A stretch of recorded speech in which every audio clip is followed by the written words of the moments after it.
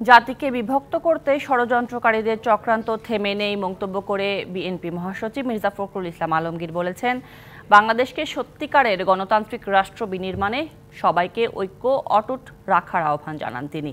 বলেন, অন্তর্বর্তী সরকারের কাছে জনগণের প্রত্যাশা আকাশচুম্বী। একটি গ্রহণযোগ্য নির্বাচনের জন্য লেভেল প্লেয়িং ফিল্ড নিশ্চিত করে বর্তমান সরকার সেই প্রত্যাশা পূরণ করবে।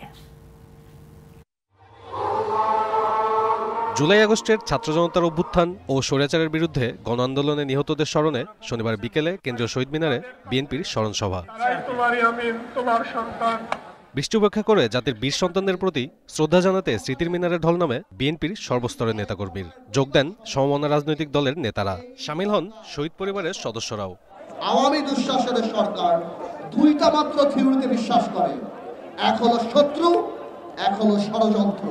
ওনাদের বিরুদ্ধে কথা বললে আমরা শত্রু, ওনাদের বিরুদ্ধে আলাপ করলে আমরা ষড়যন্ত্র করি। জনগণের কাছে জবাবদিহিমূলক সংসদ এবং প্রতিনিধিত্ব আমরা দেখতে চাই। সেই কাজে সকল বিরোধী দল আমরা ঐক্যবদ্ধ থাকব।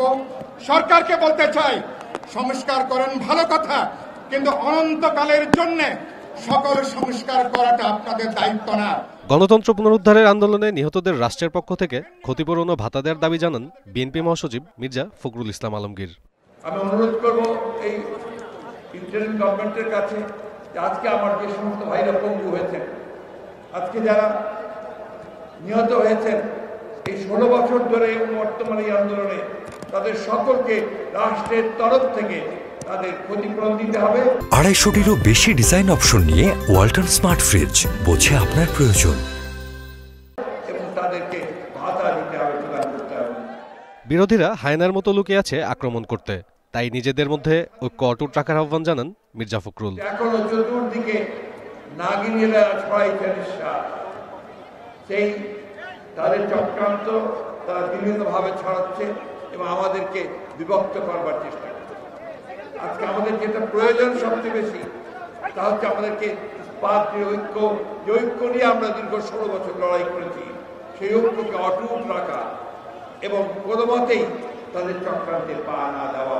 সকালে জাতীয় প্রেস ক্লাবে এক অনুষ্ঠানে বিএনপির আরেক সিনিয়র নেতা জয়নুল আবদিন ফারুক সংস্কারের নামে সময়ক্ষেপণ না করে অন্তর্বর্তী সরকারকে অবিলম্বে জনগণের প্রতিনিধিদের কাছে ক্ষমতা হস্তান্তরের পথ তৈরির আহ্বান জানান। এখানে যারা আমার সচেতন ব্যক্তি আছে তারা অস্বীকার করে। আপনার কাছে বিনীত অনুরোধ থাকবে, জনপ্রতিনিধির হাতে অবিলম্বে ক্ষমতা হস্তান্তর করে একটা প্রক্রিয়া আপনাকে সৃষ্টি করতে হবে।